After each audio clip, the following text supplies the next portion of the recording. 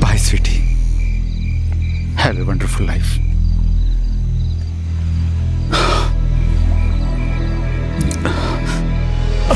Sir!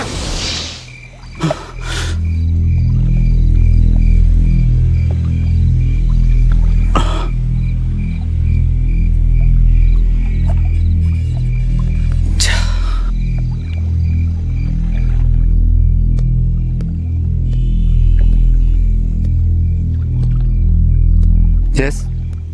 Sir matches ఉందా?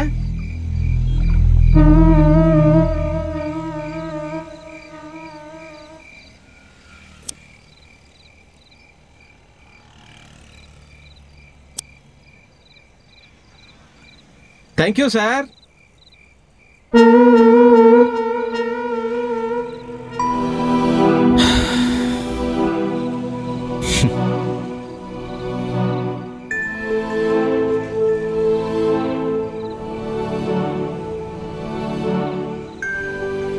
జీవితమే complicated అనుకుంటే చావు మరింత కాంప్లికేటెడ్ అయిపోయింది.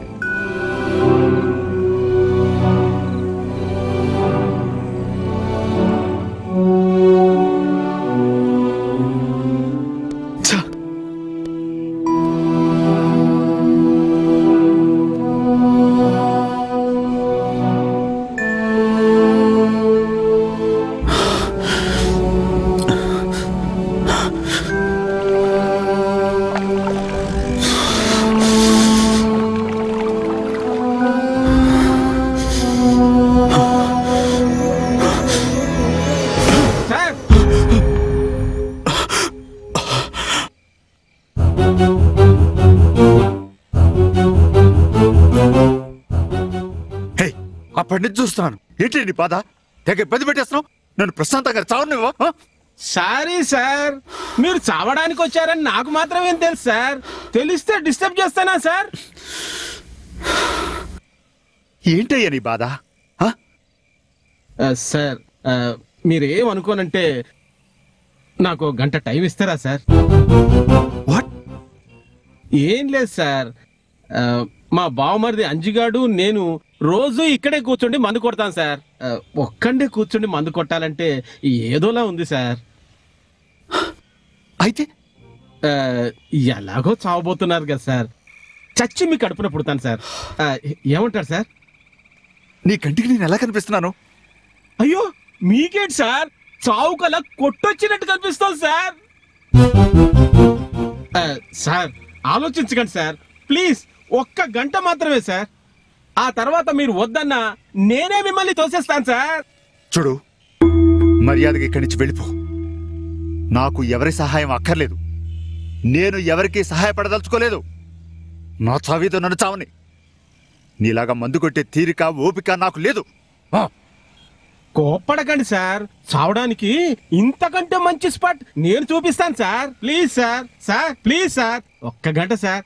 కాదనకండి సార్, కాదనకండి సార్, ప్లీజ్. ఒక్క గంటే sir, please sir. Okay, just 1 hour అంతే. ఒక గంట మాత్రమే.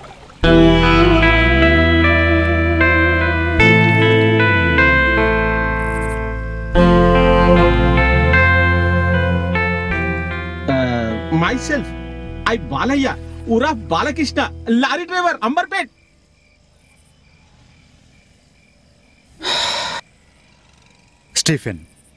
Stephen D'Costa. No thank you. పర్లేదు సార్, మీరు పోయే ముందు నేను ఇచ్చే పార్టీ అనుకోండి. కాదనకండి సార్, ఇది స్కాచ్ లాగా మెల్లగా మెత్తగా తెలియకుండా ఎక్కేది కాదు. ఒక్క పెగ్గేశారంటే నశాలానికి ఎక్కుతుంది, మరో 2 వేశారంటే అక్కడుంటారు. ఎక్కడ? స్వర్గంలో సార్. తీసుకోండి సార్, సార్ తీసుకోండి సార్, తాగండి సార్.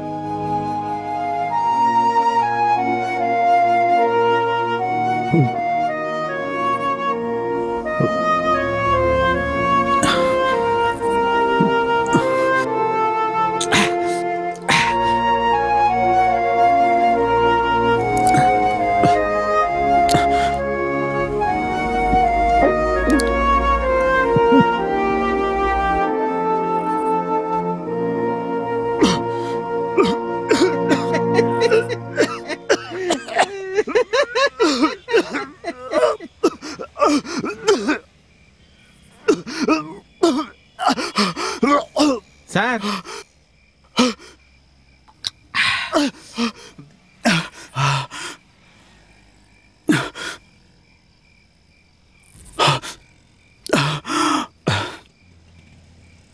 నా చావు పెద్ద కామెడీ అయిపోయిందయ్యా నీకు. Sir cheers sir cheers.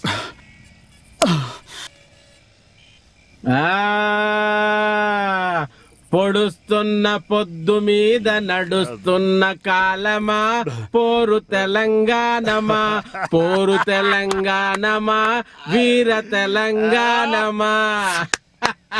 శభాష్. చాలా బాగా పాడే బాలయ్య. ఇప్పుడు మీరు సార్, మీరు పాడాలి సార్. నో, ఆయన గంట దాటి 2 గంటలు అయిపోయింది. నీ కిచెన్ టైం అయిపోయింది సార్. ఏంటి సార్ మీ ప్రాబ్లం? చూస్తే బాగా చదువుకున్న వాళ్ళలో ఉన్నారు సార్. సార్ సార్ ఏంటి సార్ మీ ప్రాబ్లం? పర్లేదు సార్, మీరు చెప్పదలుచుకోకపోతే పర్లేదు సార్. కానీ సార్, మన బాధని ఎదుటి వాళ్ళతో పంచుకుంటే కొంచెమైనా తగ్గుతుంది సార్. అవును సార్. సార్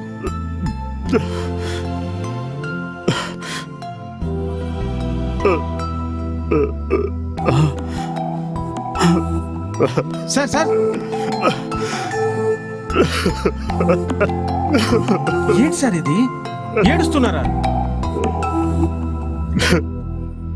చెప్తాను, చిన్నప్పుడే అమ్మా నాన్న రోడ్డు ప్రమాదంలో చనిపోయారు. దాంతో నా బంధువులు చూపంతా నా ఆస్తి మీద పడింది. వాళ్ళని దూరం చేసుకునేసరికి నేను వాడిని అయిపోయాను. ఆఫీసే లైఫే ఆఫీస్ అయిపోయింది.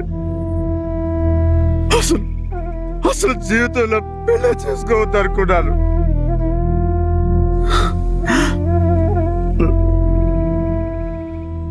అలాంటి నా జీవితంలో మేఘన అడుగు పెట్టింది.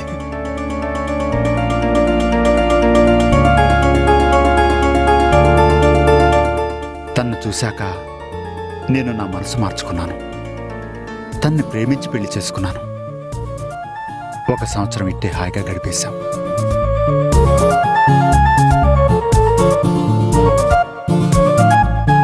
ఆ తరువాత నా జీవితం అంతా మారిపోయింది. తనెవరితోనూ గంటల తరబడి నెట్ చాటింగ్, ఫోన్లో మాట్లాడటం గమనించాను. చాలా ఓపిక పడ్డాను. నా ఓపిక నశించింది. ఒకరోజు ఉండబట్టలేక గట్టిగా నిలదీశాను. దాంతో పెద్ద గొడవ అయింది.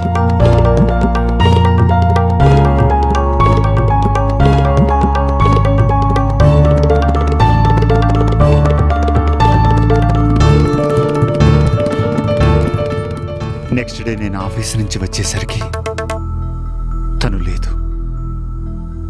తాను రాసిన లెటర్ తప్ప.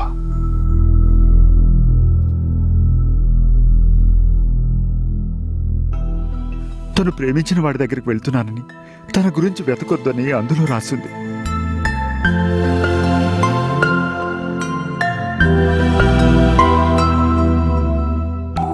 తట్టుకోలేకపోయా. ఎన్నో చోట్ల వెతికాను, కుమిలిపోయాను. చివరికి నిస్సహాయుడైపోయాను. నేను మగాడిని కాదని, అందుకే నా భార్య నన్ను వదిలేసి వెళ్ళిందని ప్రచారం చేశారు నా బంధువులంతా. దాంతో దాంతో బయటికి వెళ్ళటమే మానేశాను. బాలయ్య, ఎంత జరిగినా తనని నేను మర్చిపోలేకపోతున్నాను. తన లేని జీవితం ఊహించుకోలేకపోతున్నాను.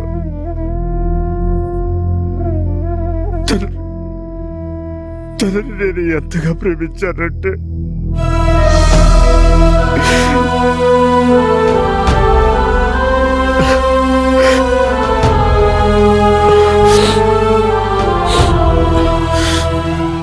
బాగా ఆలోచించాను. ఇక నా వల్ల కాలేదు. అందుకే సార్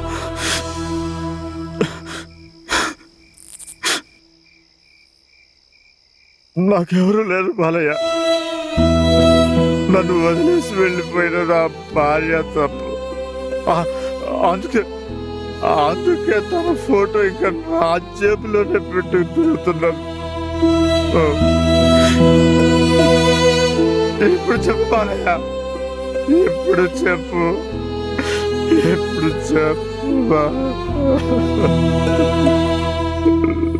సార్ ఊరుకోండి సార్, ప్లీజ్ సార్. ఏంటి సార్ ఇది? చిన్న పిల్లగాని తిరిగి ఏడుస్తున్నారు.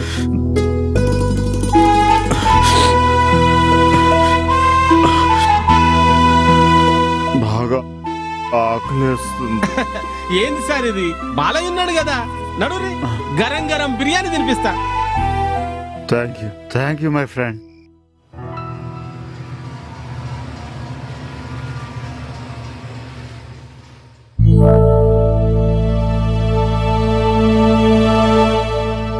పొడుస్తున్న పొద్దు మీద నడుస్తున్న కాలమా, పోరు తెలంగాణమా. సార్ మీరు ఇక్కడే కూర్చోండి, ఇప్పుడే వస్తా. Okay Balayya, okay.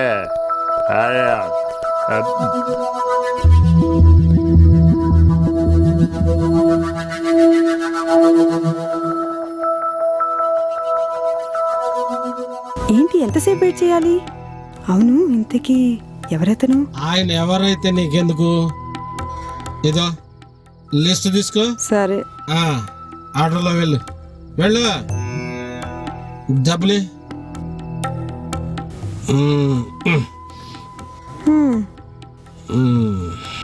బాగా చూసుకో, అన్ని చోట్లకి వెళ్ళాలి. సరే. మర్చిపోయావు. తిన్నావా? ఏంటిది? జాగ్రత్త. ఓకే, నువ్వు వెళ్ళు.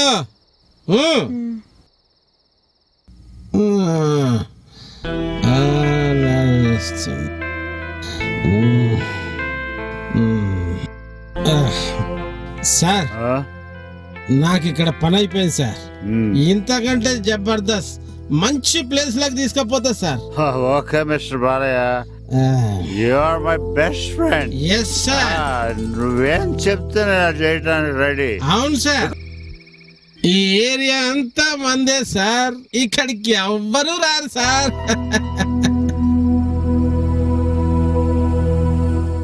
హలో సార్, ఏంటి ఆలోచిస్తున్నారు? బాలయ్య, ఆవిడెవరు? ఎవరు సార్? అదే ఇంతకుముందు నువ్వు మాట్లాడావు కదా. అదే, అదో హై క్లాస్ బ్రోతల్ సార్. చిన్న సెటిల్మెంట్ అంతే. సెటిల్మెంట్ అంటే నేను దాని బ్రోకర్ని కదా సార్. ఏవో మాకు మధ్య కొన్ని లెక్కలు అంతే. బాలయ్య, ఇందాక నువ్వు లారీ డ్రైవర్ అన్నావు. అంటే ఇది సైడ్ బిజినెస్ సార్. అవును, చూడటానికి బానే ఉంది కదా, ఎందుకు ఇలా? ఏం లేదు సార్, ఆవిడ పాపకి కిడ్నీ ప్రాబ్లం, హాస్పిటల్లో ఉంచారు. డయాలసిస్ మీద నడుస్తోంది. ఇలా సంపాదించిన డబ్బుతో ఆపరేషన్ చేయించాలని ఇలా అవును బాలయ్య, తను నీకేమవుతుంది? నాకేమవుతుంది సార్? నాకేం కాదు. నాకేమవుతుంది సార్? నాకేం కాదు. బాలయ్య, నువ్వేదో దాస్తున్నావు. నేనా? నేనేం దాచడం లేదు సార్. నేను దాని బ్రోకర్ని మాత్రమే. అంతే. అంతేనంటావా? అంతే సార్.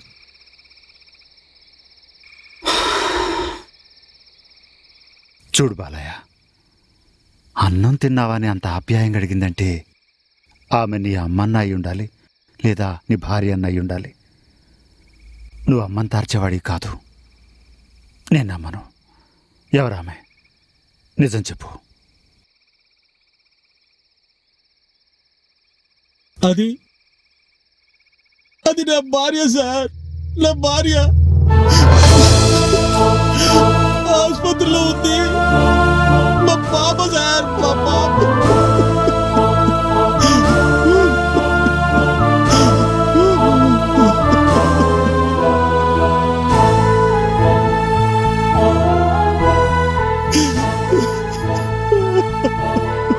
మా బంగారు తల్లిని కాపాడుకోవడం కోసం మేం పొదుపు చేసిందంతా ఖర్చు చేశాం సార్. ఇంట్లోని వస్తువులు, ఆ పైన ప్రాణంగా చూసుకునే నా లారీని కూడా అమ్మేశాను సార్. కానీ ఇంత చేసిన పాప ఆపరేషన్ కు కావాల్సిన డబ్బు మాత్రం సమకూరలేదు సార్. నేను 2 షిఫ్టుల లారీ డ్రైవర్ గా పనిచేసిన నా సంపాదనంతా పాప డయాలసిస్ కే సరిపోయింది సార్.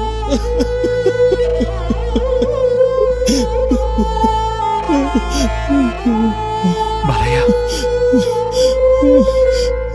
సార్, ఓ రోజు లక్ష్మి నా దగ్గరకు వచ్చి తను డబ్బు కోసం మళ్ళీ వేశ్య వృత్తిలోకి వెళ్తానంది. నేను ఒప్పుకోలేదు సార్. నేను ఒప్పుకోలేదు. కానీ నాకు వేరే ఏ దారి కనిపించలేదు సార్. అందుకే చివరకు ఒప్పుకున్నాను సార్. ఒప్పుకున్నాను. అది డబ్బిచ్చే వేళ నేను మత్తులో ఉంటాను సార్. పిచ్చిది. నేను తాగడం మానేస్తే ఇంకొంత మిగులుతుంది కదా అని నాతో తగువ పెట్టుకుంటుంది సార్. తగువ పెట్టుకుంటుంది. కానీ సార్, ఎంత చెడ్డ. నేను దాని మొగుణ్ణి సార్. దాని మొగుణ్ణి. అందుకే దాని చేత్తో ఆ డబ్బు తీసుకోలేను. అందుకే ఈ మత్తు సార్.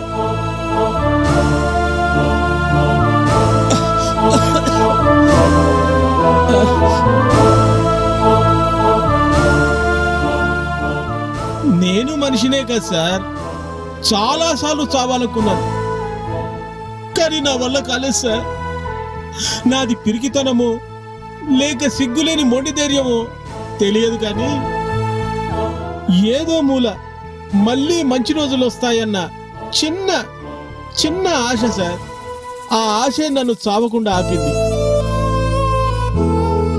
అది తన ఒళ్ళు అమ్ముకొని నేను నా ఒళ్ళు హూనం చేసుకొని ఇప్పటి వరకు సగానికి పైగా డబ్బు పోగేశాను సార్. ఇంకా కష్టపడతాం. మా పాపకు ఆపరేషన్ చేయించుకుంటాం. మా బతుకులు బాగుపడతాయి. ఇది సార్ ఈ బాలయ్య జీవితం అంటే. జీవితాలు ఇలా కూడా ఉంటాయా సార్? నా బామ్మర్ది అంజిగాడు లేడు. వాడు కొత్తగా పెళ్లి చేసుకొని భార్యను తీసుకొని ఆటోలో వస్తుంటే కొత్తపేట దగ్గర ఎవడో తాగి బండి నడిపి వీళ్ళని గుద్దేశాడు సార్. అంజిగాడు చేయిపోయింది. వాడి భార్య వెన్నుపూస విరిగిపోయి మంచానికి అతుక్కుంది సార్. అయినా వాడు నిలబడ్డాడు సార్. వాడి పిల్లాన్ని సొంత బిడ్డలా చూసుకుంటున్నాడు సార్. వాడు సార్ మనిషి అంటే. అది సార్ జీవితం అంటే. సార్, ఈ కష్టాలే దేవుడు రాసిన గీతలైతే నా గీత ముందు వాడిది పెద్ద గీత సార్. పెద్ద గీత.